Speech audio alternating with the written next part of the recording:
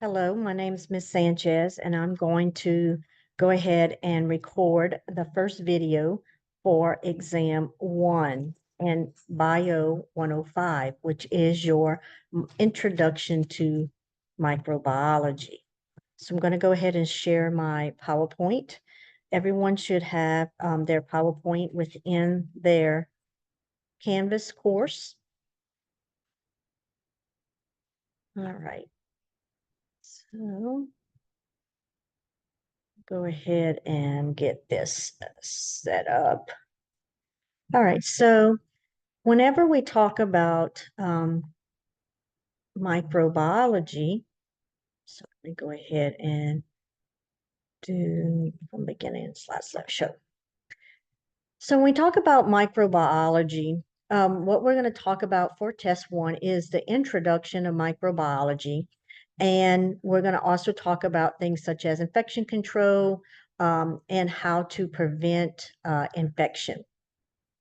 So when we talk about microbiology, microbiology is actually the study, scientific study of microorganisms. So when we talk about microbiology, micro means tiny or small. So if you break this down, you have micro and then biology. So when we talk about microorganisms or microbes, you can use those two terms interchangeably. We're talking about micro, again, which means tiny, and then organisms, so tiny organisms.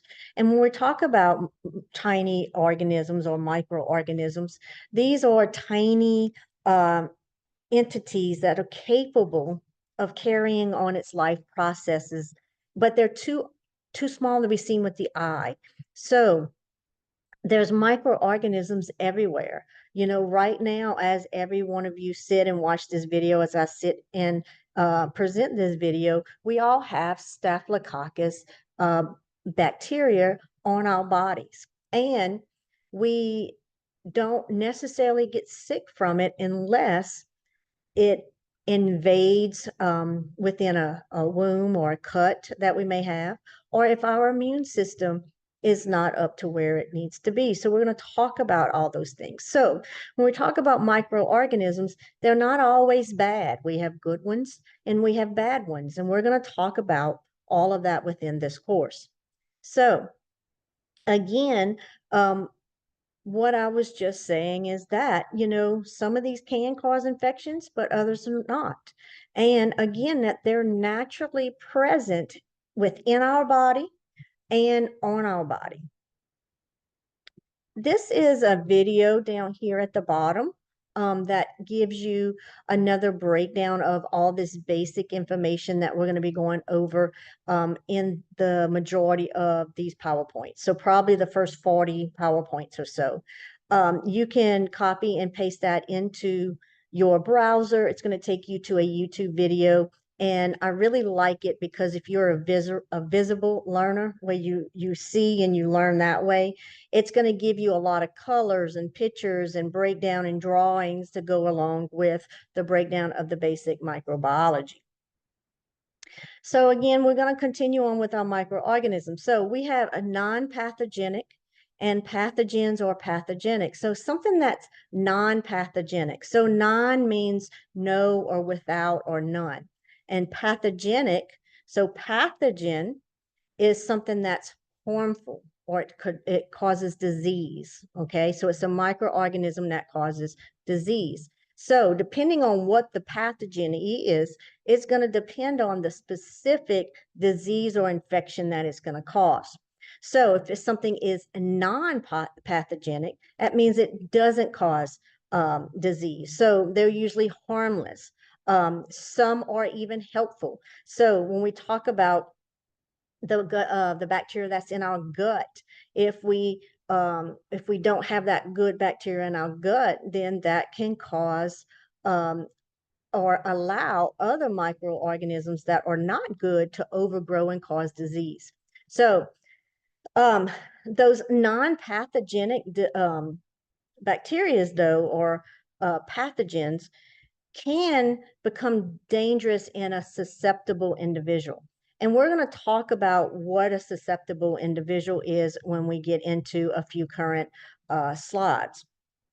So when we talk about microorganisms, we're talking about bacteria, viruses, yeast, fungi, protozoa, worms, and arthropods. And what we're going to do as we go throughout this PowerPoint and such, we are going to learn about each of these.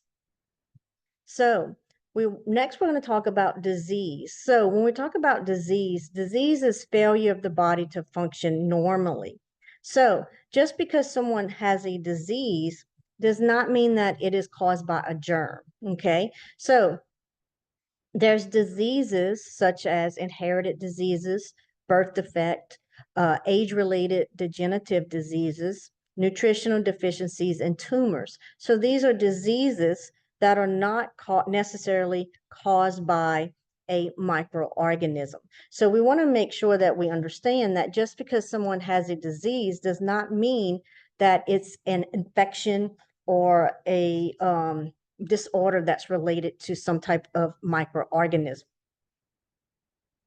So when we talk about epidemic, this is when we have a large number of people in a small area that gets infected with the disease in a very short period of time. And then we have a pandemic. So pandemic is when the whole country or the world has the spread of this infectious disease.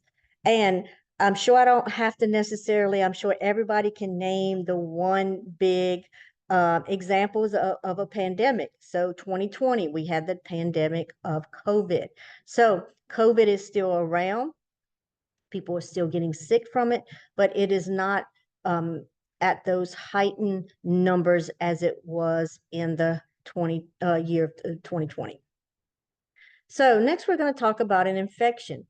So when we talk about infection, this is a condition in which pathogens invade the body and cause injury to the host. So remember, pathogen, as we said just now, is something that's it's a microorganism that causes an infection or a disease. So when we talk about communicable diseases, this is a disease that spreads from one person to another to another. So think about the flu, okay? It's a communicable disease. If you sneeze or cough on someone and you have the flu, or they have the flu and they cough on you, you can get sick because it's spread very easily from one person to the other. Then we have contagious diseases. These are communicable diseases. So remember, if we go back, that communicable disease is one that spreads from one person to the other to the other.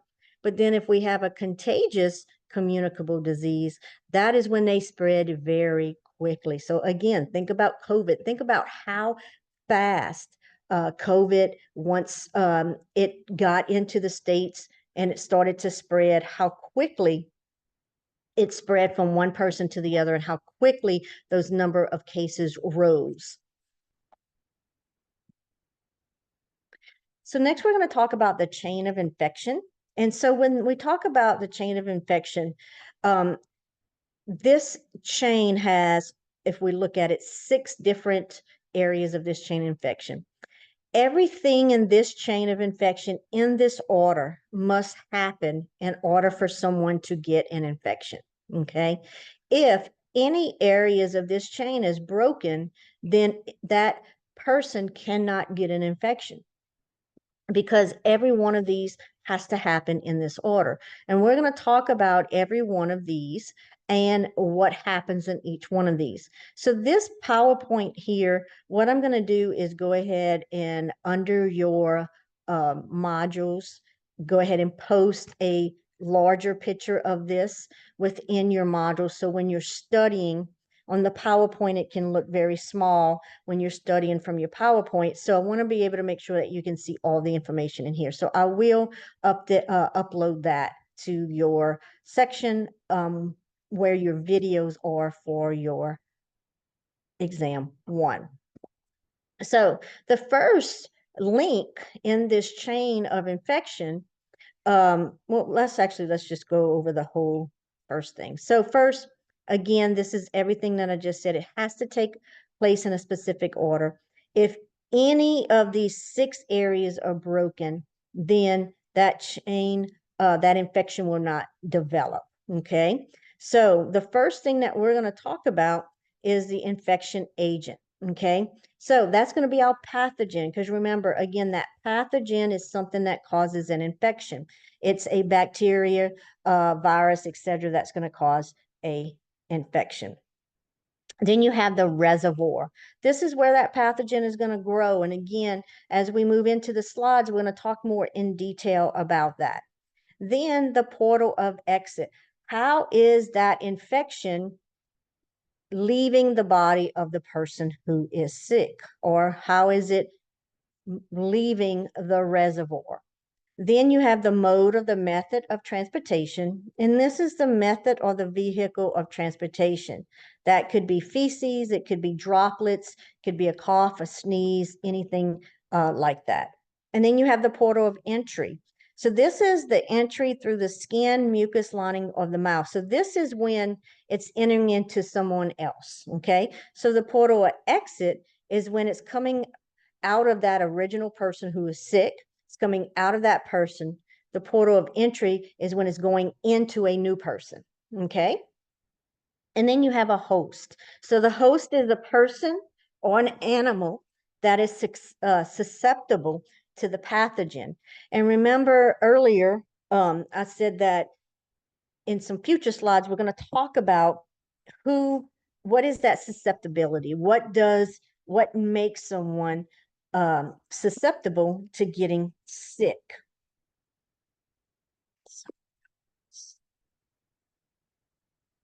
All right, so we have, so we're going to move on to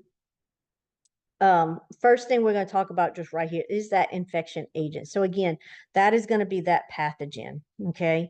So whatever the pathogen is, and what we're going to talk about, we're not going to talk about the specific infectious agents right now. We're going to talk about that a little bit farther in. But when we talk about, so we're going to move into the reservoir. Okay. So the infection agents might be streptococcus, okay, might be staphylococcus, it might be pseudomonas. Any of these infectious agents or infectious pathogens that can cause a disease. So next we're going to talk about the reservoir. So the reservoir is the second link in the chain of infection. And this is any person or place where a pathogen can live and multiply. So pathogens reproduce or multiply, and that's how the infectious agent or the pathogen gets stronger and makes the person sicker and sicker, because it's multiplying, it's making more of itself. So some different reservoirs, it can be equipment, okay? So you want to think about and be very mindful when you go into a patient's room, okay? If that patient's sick, if they have a staph infection or E. coli infection, if they touch that area that has that infection, let's say they have a staph infection in a wound on their arm, okay, and that arm is draining, okay, and they take their other hand, they touch that, and then they touch their bed rail, okay, that bed rail can now be a reservoir, okay, because it has that infection sitting on it. Now you go in to check on your patient and you set your hands on the side of the bedside rail. Now what do you have on your hands? Staph, okay? So if you have any open cuts, any dry skin, anything on your hands that staph can get into there before you wash your hands, you can now become sick, okay? So we also have the other pictures of things that can be reservoirs. Ticks carry um,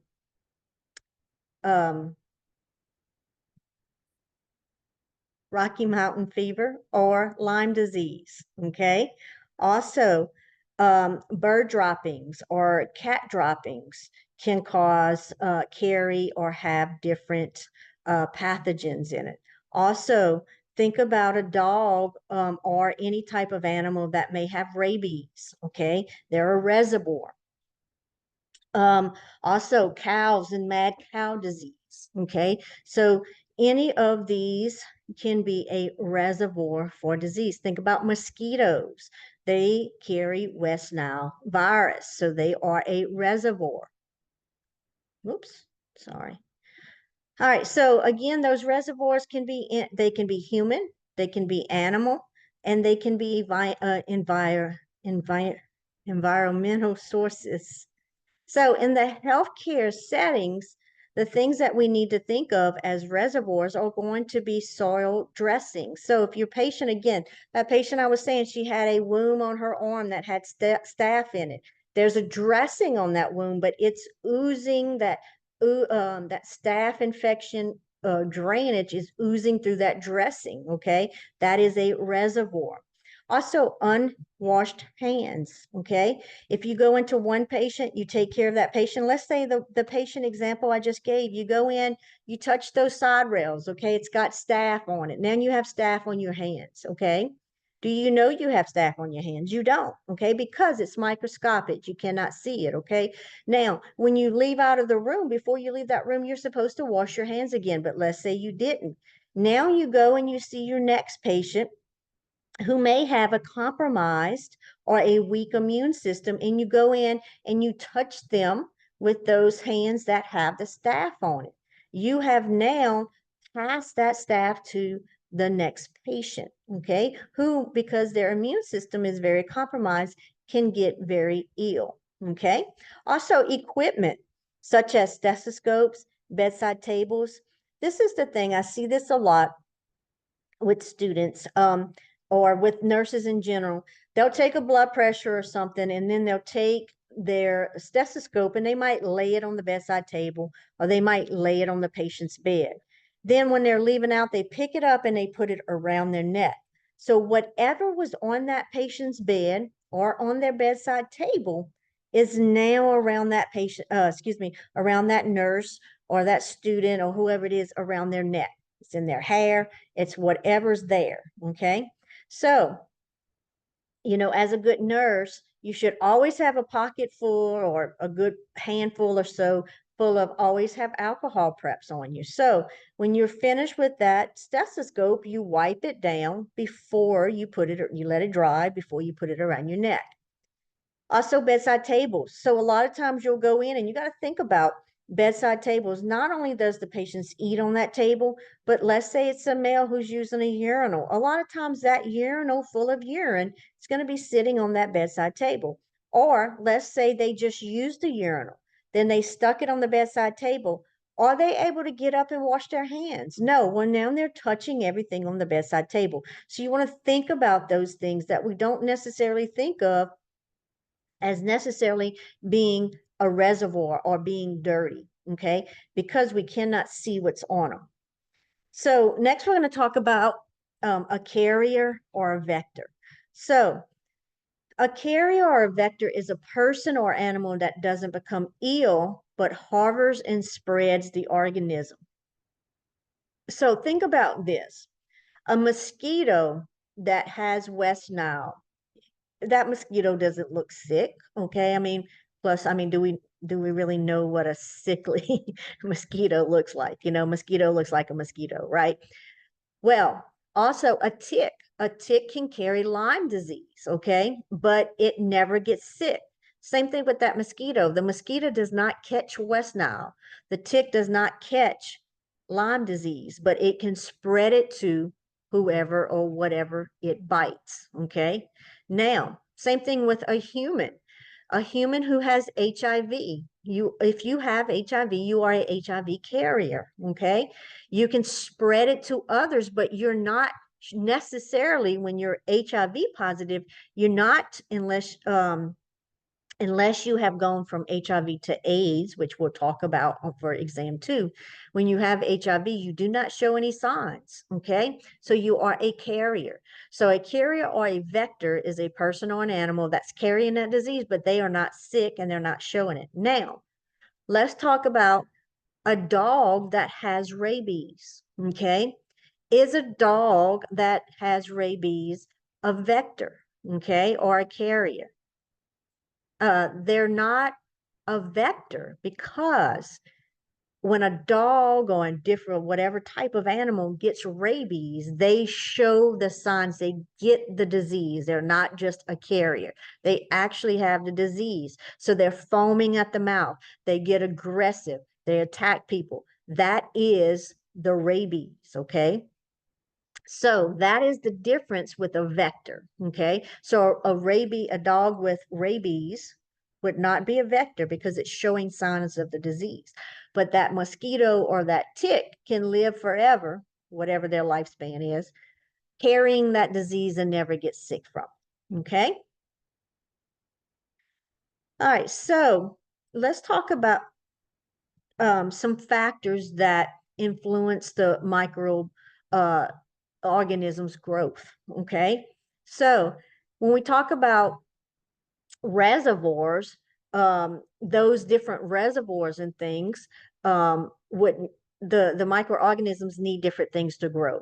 Okay, so first, they may or may not need oxygen, okay? So most microorganisms, they need oxygen to grow. These are called obligate aerobes, okay? Then there's obligate anaerobes, okay? These cannot survive in the presence of oxygen, okay? So if an anaerobe microorganism came out of the body and there's a ton of oxygen outside of the body, it's going to die because it cannot survive in the presence of oxygen. Okay. But most of the organisms, they need the oxygen to grow. Okay. So when we talk about aerobes, so the way that I remember this, and everybody has their own ways, and I'm always going to give y'all little tips. You can take it and use it. You don't have to. You don't want to. So I think of when I think of aerobes, I think of kind of when I'm looking at this, it looks like air, which means oxygen to me. Okay. Then when you look at anaerobes, so remember earlier in a slide, I said an means without or no or none. Okay, so this would be to me without air. Okay, so these would be the ones that would live, uh, that they would live without oxygen. Okay, then they have to have nutrients of food. So just like us, we need nutrients, we need food to survive. Microorganisms are the same. So they need the presence of organic nutrients and other chemical elements to survive. You have your parasites, which are microorganisms that live on or within a host. And then you have saprophytes, sap, saprophytes. Sorry, that one doesn't want to come out. They live off organic remains of dead plants and animals. So when we talk about things that are organic, that's anything that has carbon, hydrogen, or oxygen in it. Okay. So also the next thing that influences microorganisms growth is light. So some microbes need light for growth where others live in the dark. They need that darkness, okay? And there's many microorganisms that die when they're exposed to the ultraviolet light of the sun. Next, temperature. The optimal temperature for most pathogenic microorganisms is the normal body temperature. So remember, pathogenic means something that causes infections or disease. And our normal body temperature is 98.6 degrees Fahrenheit. So most pathogenic organisms are going to live at our body temperature. But there is some out there that prefer extremely cold or hot environments. But for the majority of them, they're going to live at body temperature. Then water or moisture. They need that moisture or liquid to be able to grow. Okay. So kind of just like us. Okay. We need water, moisture, water to survive. Okay. And then the pH. So most microorganisms survive in environments that have the pH that it's either they live really at the normal body pH. Okay. Our normal body pH is a 7.5 I don't think that's right, y'all. Hold on 1 second. Give me 1 second. Okay, so let me reshare my screen and we're going to pick up where we were. All right, so what I want you to do is go ahead and make a note. If you're taking notes on your PowerPoint, go from current screen. Down here at the bottom where it says normal body pH. Second, y'all. Hold on a second.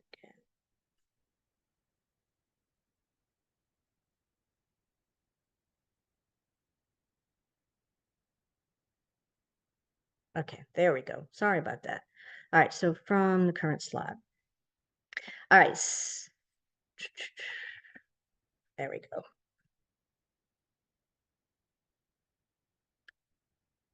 Okay, sorry about that. All right, so please, if you're taking notes on your PowerPoint, go ahead and scratch out what was down here. So the normal body pH should be 7.35 to 7.45. I didn't catch the error that was there before, okay? So make sure you make that adjustment on your PowerPoint, okay?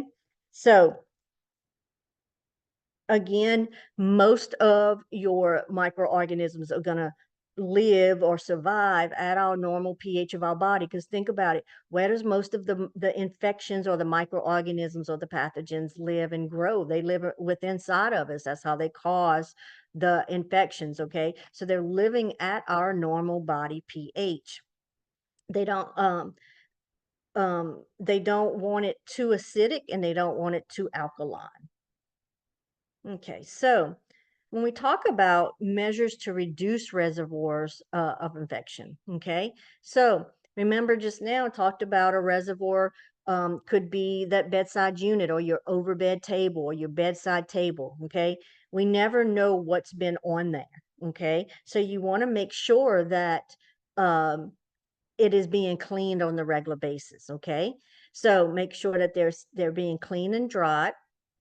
If you're using bottled solutions, let's say you're doing a wound care that needs a specific type of solution, you want to make sure that those bottles are not left open for prolonged periods of time. You want to make sure the top is on there tightly, and you want to date all bottles when they're open. No, sorry, excuse me. So any bottle that you open, you always want to date it, initial it and the time. Okay, that way if it's a solution that's only supposed to be open for 24 hours or it goes bad after 24 hours, you always know when that was opened. Surgical wounds, you want to make sure if there's any drainage tubes or collection bags, that you want to make sure that they remain patent. And what patency means just means that they remain open, that they continue to drain. Okay, we don't want that drainage to back up underneath that surgical wound. That's the whole purpose of the drainage tubes or collection bags, is to allow that drainage to drain out. So we want to make sure that those are patent, okay, that they are continuing to flow correctly. Bathing, we want to make sure that we're using soap and water to remove any dry drainage, any dried secretions, any excess sweating or perspiration, or any sediments from any disinfectants and things like that from the patient. Dressing changes, we want to make sure that anytime any dressings that our patients have, that we want to make sure if that drainage is coming through that dressing, that we change that dressing. Contaminated articles. So used tissues. Sometimes you'll go into a patient's room and they'll have 65 used tissues on their bedside table. Okay, so you want to put on gloves, you want to pick them all up, throw them in the trash, and then take some of those cavity wipes or those disinfectant wipes that they keep at the hospitals and things, and um, you want to clean off that bedside table where those dirty Kleenexes were. Also, any solid dressing. So if you're doing a wound care dressing change, those dressings that have wound drainage, blood, things like that should go into those red biohazard bags. Also, if you have soiled linens, if they have urine on them, if they have feces on them, you want to put them in a moisture resistance bag. You want to make sure that you're not putting it into a regular bag that it can seep through, and whoever's doing laundry can pick that up and it's wet. Okay. Also, contaminated needles and sharps. We should never, you should never recap a needle. You should never bend a needle, break a needle. Back in the day, the needles used to be broken off of syringes. That is no longer best practice. There's risk of um, being stuck or cut. So anything sharp, needles, scalpels, um, you want to put those in moisture resistant, puncture proof containers. Okay. So any puncture proof containers. Now, normally in the healthcare settings, we're going to call those Sharps containers. Okay. But if you have a patient in home care or a family member who may be diabetic or may need weekly or daily injections, they don't necessarily have a Sharps container. They'll use just a puncture-proof container, such as a bleach bottle or a milk jug, anything like that. And then drainage bottles and bags. Again, you want to make sure if your patient is having any type of suction containers that you have fluids and drainages and things going into these containers. You want to make sure that they're being emptied per shift per your policy, okay, for your facility. Also, you want to make sure that if they have a Foley catheter, if they have a drainage bag coming from a womb, anything like that, you want that below the womb or below the bladder. Okay, that way the fluid is draining down to gravity. If it's above it, it's going to be backing back into the bladder and causing possible infections. All right, so our third chain in the chain of infection is that portal of exit or the exit route. Okay, so this is how that pathogen gets out of the reservoir or off of the reservoir, is how it gets out of that. Okay, so it can get it can exit out of any body orifices. Sorry, I can't ever say that one right. But that just means any body opening, okay? Mouth, nose, eyes, vaginal area, rectum, anything that's an opening of the body, okay? That um, pathogen can leave out of. So again, respiratory. So sputum, if they hack up that coal or that loogie, okay? Saliva, sneezing, coughing. The GU system, that's going to be your urinary system, okay? So their urine, their GI system or your gastrointestinal system, that's going to be feces, vomit. Also, it can be from drainage, from blood, from semen, from mucus, any breaks in the skin, okay? That pathogen can leave out of that reservoir. So what is it? One of the ways to prevent this, okay? Covering their mouth, using a Kleenex, throwing that Kleenex over when they're coughing, sneezing, etc. Turn away from people, cover their mouth, things like that that can prevent whatever is exiting that person's mouth and nose from going onto someone else. All right, so the fourth chain of the chain of infection is the mode or method of transmission. So this can also, you can also sometimes they'll say the vehicle of transmission, but all of that is used interchangeably. Okay. So it can be through the exudate or drainage, through the feces, through the air droplets, through the hands or needles. Also, right, okay. Also, let's talk about what a fomite is. So a fomite is an inanimate, non-living object such as computers, chairs, thermometers, scissors, stethoscopes. So think about when we talked about reservoirs earlier, okay?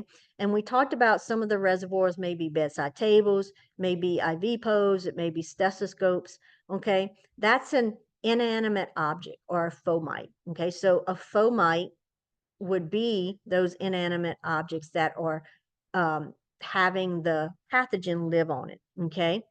That it can also, those fomites can also be a mode of transmission, okay? So anything that's not living, that pathogen is living on, and somebody else touches it, and it has now been transmitted to that person, okay? So a vector is what we talked about in a couple slides prior, is any living carrier, okay? Whether it's an animal, whether it's a person. So this is what's being transferred bloodborne. So think about it, a vector, a mosquito. If they are carrying West Nile, they bite you and it gets into your blood. That's bloodborne, okay? That mosquito is carrying it and then they bite you. Same thing with the tick. Same thing with a human who has HIV. That's a blood-borne virus, okay? It's a virus that lives in the blood and it can be transferred from one person to the other.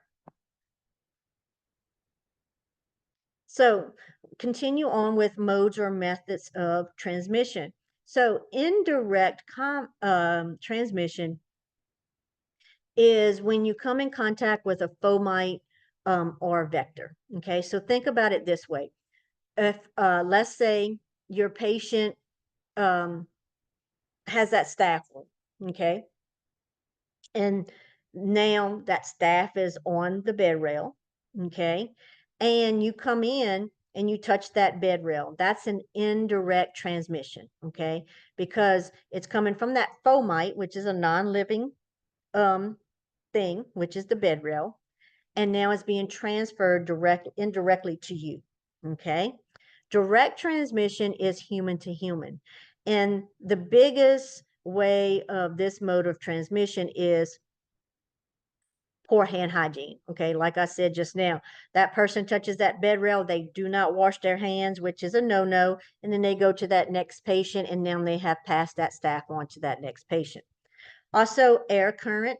So air can carry microorganisms. So we should never shake or fluff the linen. So, you know, I don't know about y'all, but when I'm at my house and I'm making my bed and I go to unfold my sheets, I fluff them, right? You fluff them and you try to land them across the whole bed, right?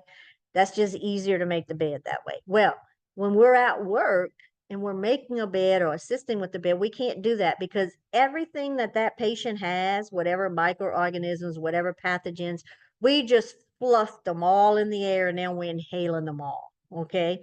So no fluffing of the covers, okay? Also the floor, you should never put anything on the floor um, except furniture and your feet. Okay, if you got to squat down or kneel down to empty a Foley bag, to pick something up on the floor, you should always squat and never put your knees down. Okay, so nothing goes on the floor but feet and furniture. Okay, if you are doing a procedure, you dropped your supplies on the floor, they should go in. If they're disposable, they should go in the trash and you get new ones. If they're not disposable, then you would get your disinfectant wipes and wipe it down before you use it on your patient. All right, so person to person. So this could be droplets from a sneeze or a cough. So if you're walking by somebody and they sneeze and you walk into their flow of droplets, okay, you now can be contaminated if that person is sick. So environment to person contact. That's coming in contact with contaminated air, water, food, soil. And then tiny animal to person contact. That's when you includes any insects in the spread of disease. So which are the ones that we talked about before? We talked about the tick. We talked about the mosquito. And then it also says any that have direct contact with disposing germs on your food. So think about flies. Why is flies so dirty? Because every time a fly lands, it regurgitates and then it eats it back. So if that fly has landed on your piece of cake or whatever you eaten, it regurgitates on it and it passes whatever germs and things it's passing in and it eats it back. Okay. So that's why they're nasty. That's why flies are nasty. Now, I'm from the country, so we have a lot of flies, and I'm the type that I just kind of cut whatever they landed on off, and then I keep eating whatever else I was eating, right? But I wouldn't eat that part that the fly landed on because they have regurgitated or vomited on it. Okay. All right. Chains of infection. Final is nope. I'm not final. Your fifth step of the chain is portal of entry.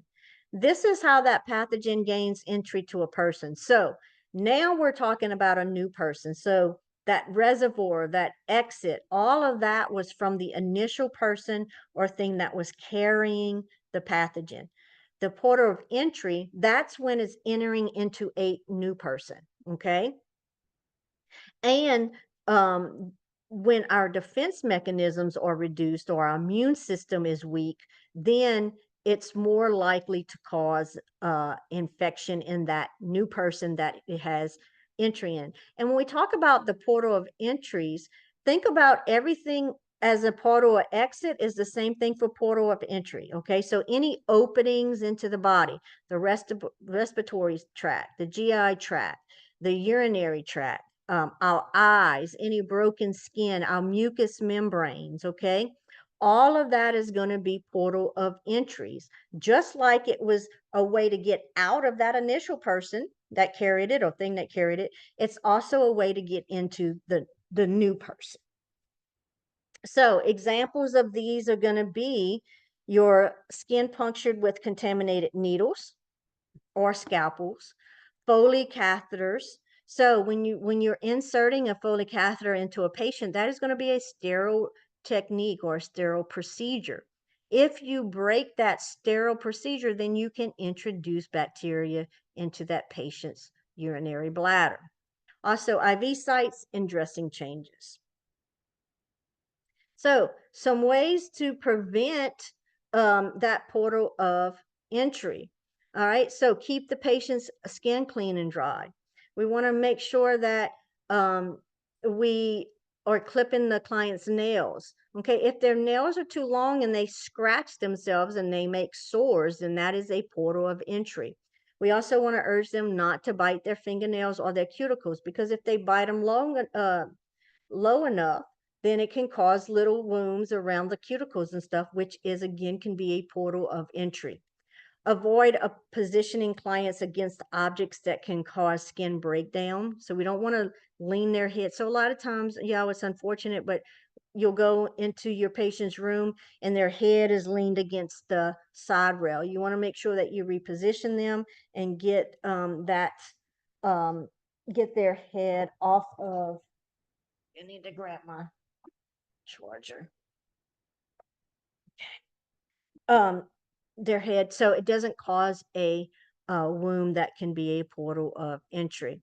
Also, provide clean and dry, wrinkle-free linens. Again, if those linens are wet, if they're wrinkled, they can cause skin breakdown. Also, again, those collection bags or the urinary catheter bags, they need to be lower than the client. You want to disinfect tubes and ports before collecting any specimens. So if the patient has a catheter and we need to collect a sterile specimen from there, we need to make sure that we're cleaning that port before we withdraw the urine to make sure that we're not introducing anything into that patient.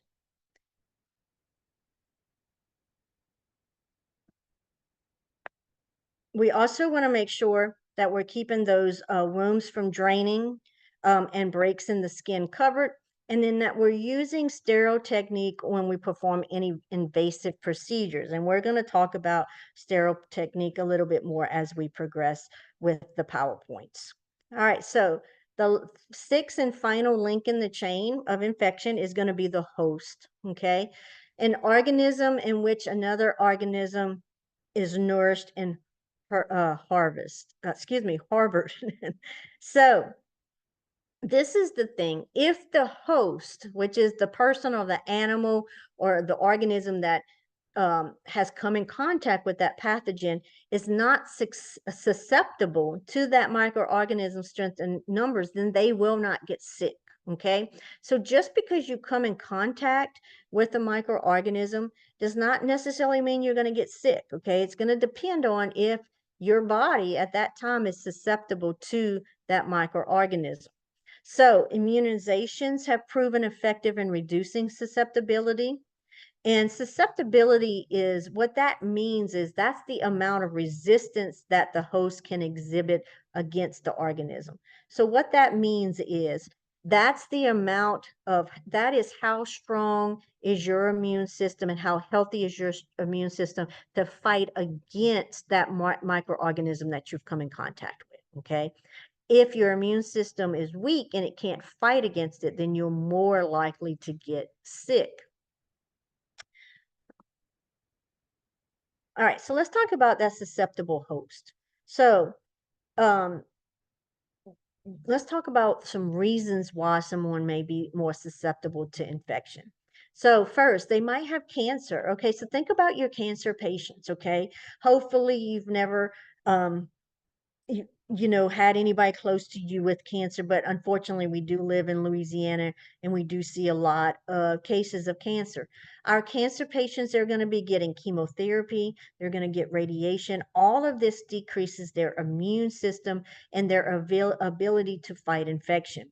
Also, anybody with autoimmune diseases. So when you have an autoimmune system disorder, it's usually your own immune system fighting against itself. So you will put on immune suppressants. Okay. So this is medications that's going to decrease your immune reaction to um, pathogens, to um, um,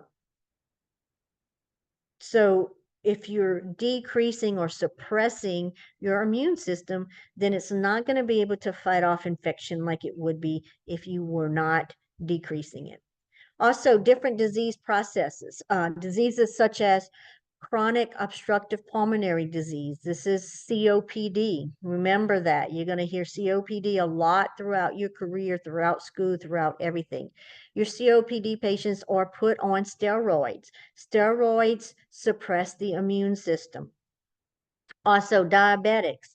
So if they have high glucose in their blood, it encourages the growth of pathogens, okay? Because some pathogens feed off of the glucose, okay? So it's allowing them to grow. It's their nutrients, okay? Lack of sleep, okay? If you've ever had lack of sleep and you wasn't sleeping well, and then you tend to get sick, okay? Poor nutrition. If you don't have the proper nutrients, then your body cannot, your immune system's not going to be strong and your body cannot fight off those pathogens. Open sores on the skin, that's an opening, that's an entry for those pathogens to enter the body. And then also any patient in a healthcare facility.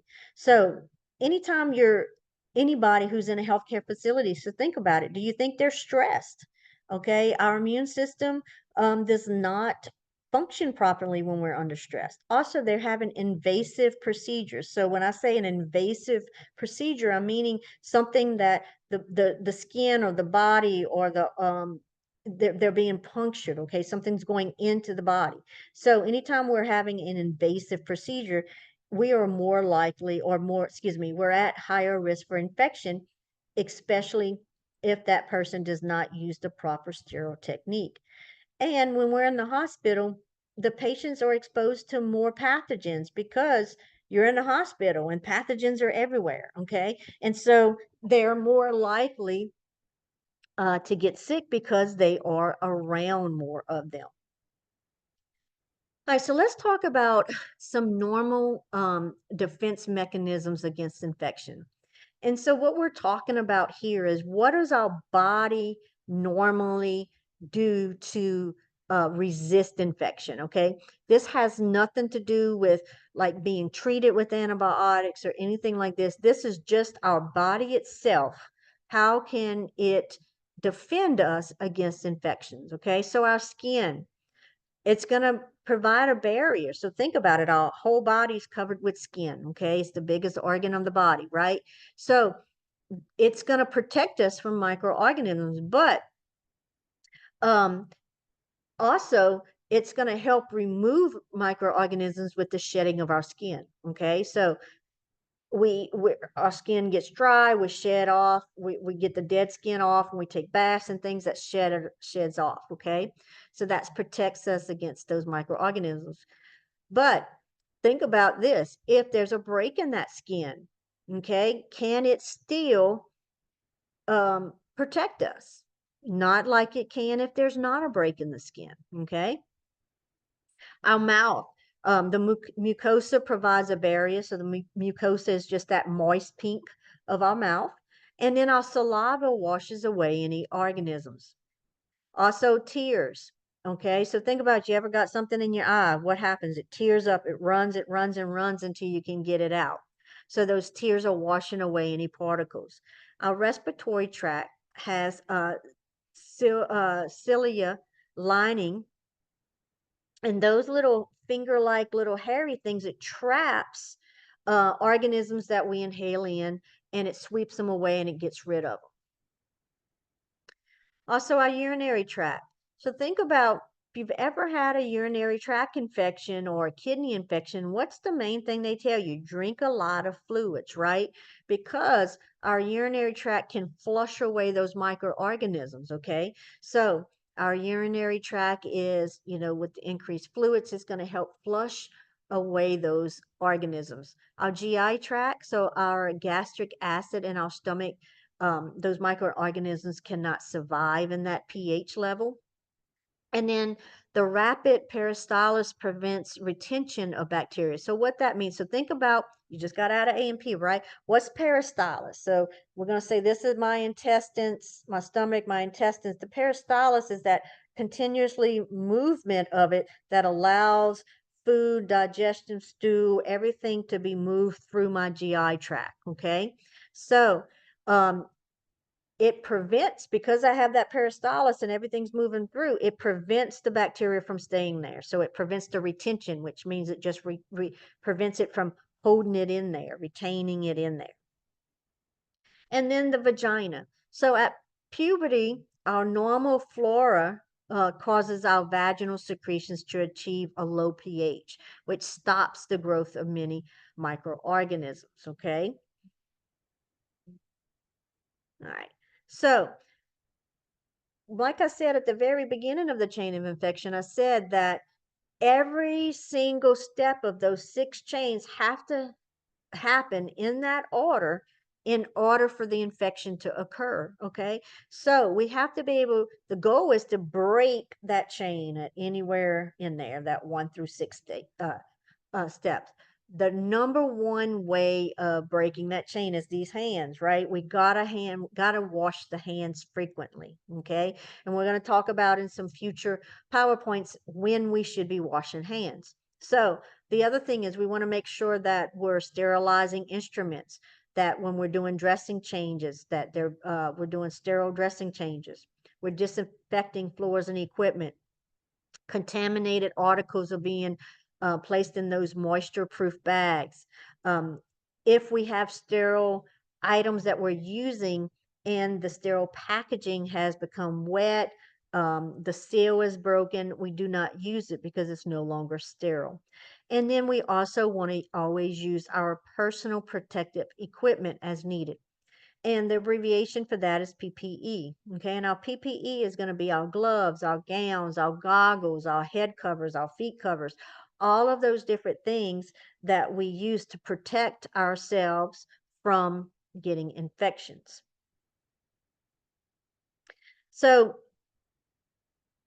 oops. So it's a nurse's responsibility um, to take those steps to prevent the transmissions of pathogens, okay, and to prevent the spread of an infection. And the way that we're going to do that is through cleanliness and disinfecting. So making sure that if you're taking if we're using equipment on multiple patients, that it's being cleaned or sterilized in between, that we're washing our hands. Um, so part of the hospital's policies is they're going to have they usually have infection control and prevention policies, okay? And this is to minimize the spread of healthcare associated infections. Okay. So, healthcare associated infections used to be called nosocomial infections. Okay. We no longer call it that, but sometimes old school nurses like me that's been nursing for almost 30 years, or your nurses who've been practicing for 40 and 50 years, you may still hear them say nosocomial. Okay. And that just means that they caught the infection within the hospital. So they call it healthcare associated infections now, because now we have assisted livings, we have LTACs, we have rehab facilities, we have nursing homes. So they can still, patients and people can still catch infections within those facilities. So nosocomial just means they caught it in the hospital. Healthcare associated infection just covers every type of healthcare facility. And then they can also have a community acquired infection. Okay. And that just means that they wasn't in the hospital, they wasn't in a healthcare facility, they were at home and they got sick. Okay.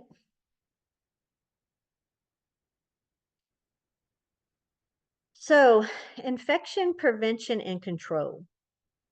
So, ways to help patients remain infection free. So, when we talk about asepsis, that means absence of pathogenic microorganisms, okay? So remember, pathogenic means it causes infection, okay?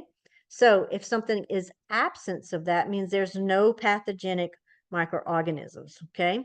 So we have medical asepsis, which is the clean technique, also may be called clean technique. So those two terms are used interchangeably.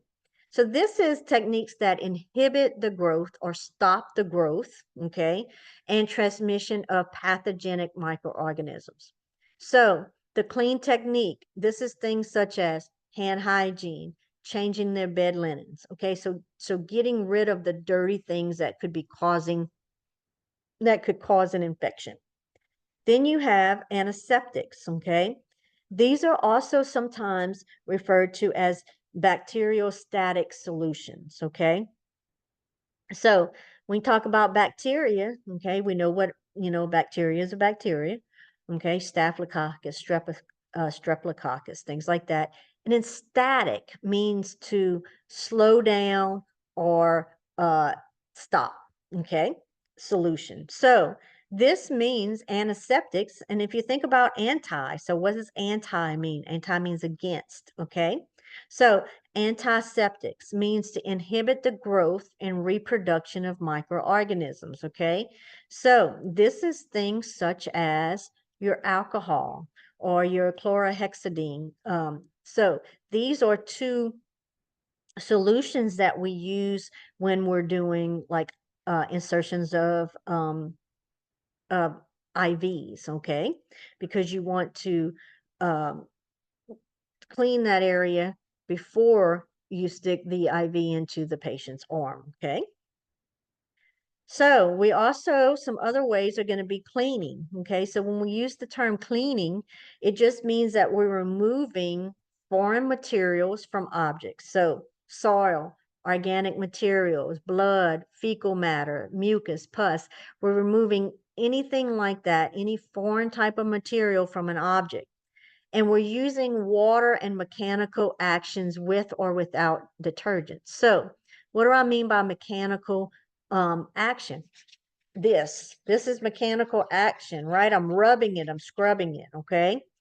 So we want to make sure that if you have something that you're cleaning and it's full of blood or mucus or feces, you want to make sure that you're also protecting yourself, okay, from self-contamination. So if it's a large enough area with enough blood and body fluids and things, you want to wear a gown, okay? You definitely going to wear your gloves. You might even need to wear eyewear, um, goggles, or if you wear regular glasses like I do, sometimes that can be protection enough. So depending on how severe the situation is, you need to wear those protective PPE gear. Then you have disinfectants, okay, or a disinfection. Disinfection. Is that even a word? Disinfectants. Okay. So this is where, second, y'all.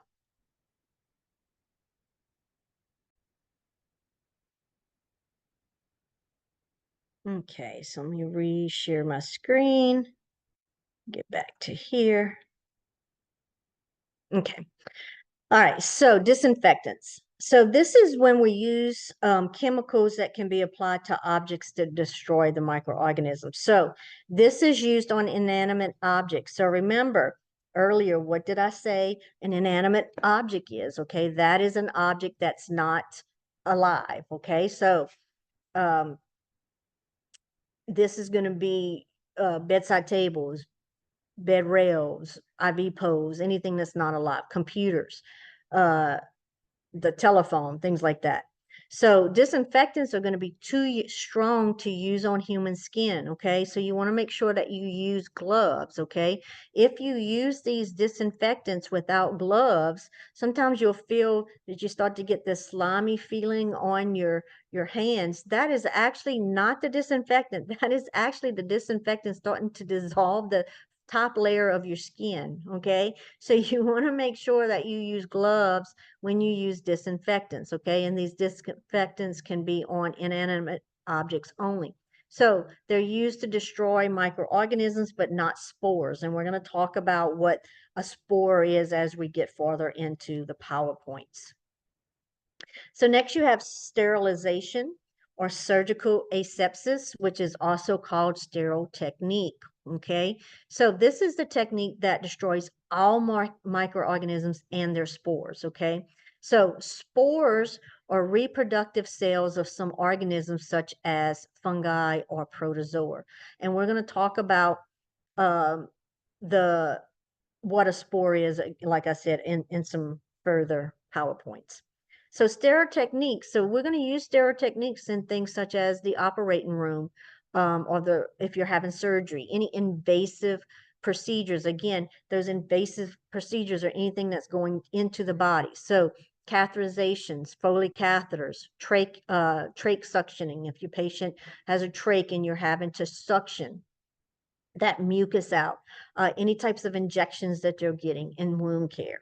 So all pathogens die at water's boiling point except the spore formers, okay? And we're going to talk about spores in a little bit. So we have two methods of disinfectant and sterilization. So the first method is going to be your chemical process, and then we have physical method. Sorry, y'all, I just want to see where we are on the PowerPoints to see when we need to stop, okay? Okay, all right, so the chemical process is going to be things such as gas, your ethylene oxide, okay? This is used for sterilization. It does destroy forms, excuse me, it destroys spores formed by bacteria. Then you have chemical solutions, okay? These are to disinfect instruments because they're used because they're effective at destroying microorganisms. So it's a way of storing thermometers in a chemical solution. So some articles are soaked in the solution to prepare them for another more definitive method of disinfectant or sterilization. So think about this. This is a good example that I usually give that most people can kind of relate to. So the chemical solution. If you've ever been to the beauty shop or the salon or hairdresser, whatever you want to call it, and they have those big containers. It's got this liquid in it. Sometimes it's green, sometimes it's blue, and it's got all the combs and things like that in it. That's a chemical disinfectant, okay? And it's disinfecting an instrument, okay, which is the combs and such, okay? So next we have, no, wait, y'all.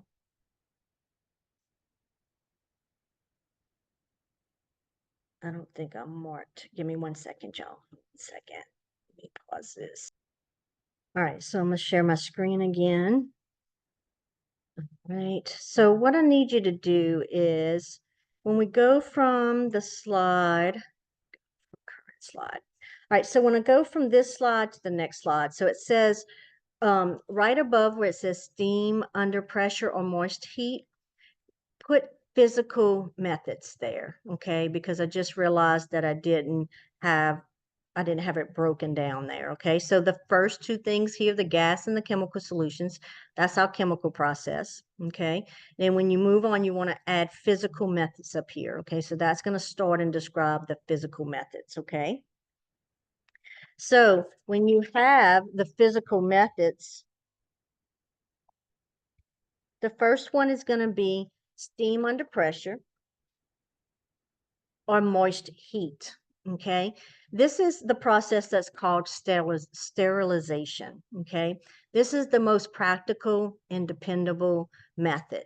So, examples of sterilization equipment is going to be the autoclave, and that is usually what's used in the hospital and other agencies. So, the autoclave is going to sterilize equipment that's going to be reused. Okay, so it's not something, so you have disposable stuff that you use it once and you throw it away, and then you have items that are used within the hospital that's not disposable. So think about surgical tools, okay, the things that's used doing surgery. Those things are going to be sterilized in the autoclave after it's used, okay? So between every single use, between every patient, it's got to be sterilized, okay?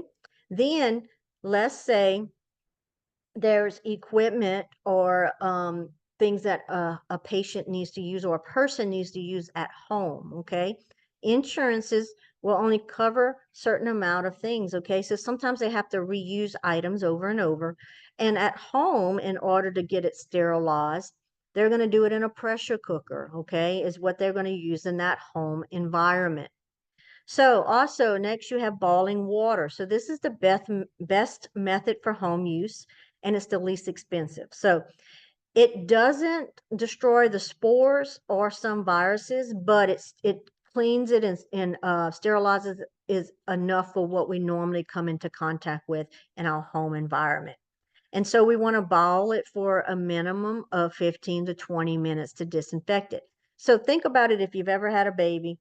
Now, I know there's a bunch of fancy stuff out there now, but my son's going to be 34 this year. Okay. So when I had my son 34 years ago, the way that we sterilized the bottles and stuff and the nipples and stuff between uses, we just boiled them. Okay. Nowadays, they have these little fancy things and you put the bottles in there and you plug it in and it steams and it sterilizes it. No, we didn't have anything that fancy, okay? So when you're balling those bottles in between uses, you're sterilizing them, okay, to prevent your baby from getting sick. All right, so then there's the radiation method. So this is to use to sterilize pharmaceutical goods, foods, and other heat-sensitive items. So this is things that can't be put into something that's a large amount of heat is going to destroy it. Then they would use this. So next you have dry heat. So this is used for disinfecting articles that are destroyed by moisture. Okay, so when we looked at the prior one, steam and boiling water both are going to produce moisture, right? So not everything can be wet. Okay, so it would be that dry heat. So this is something that if someone needs to use dry heat sterilization in the home, they can place it in the oven for 2 hours at 320 degrees Fahrenheit or for 45 minutes at 350. Okay. All right. So we're going to stop here. And the next video is going to start with the pathogenic organisms, and then we'll move through the last 40 second. Let's see. We're at right now. This is going to put us all the way through slide up to slide 33. Okay, and then the second video is going to be slide 33 through 78. Okay, please make sure you write down any questions that you have, and make sure that you bring those questions for Q&A. Okay.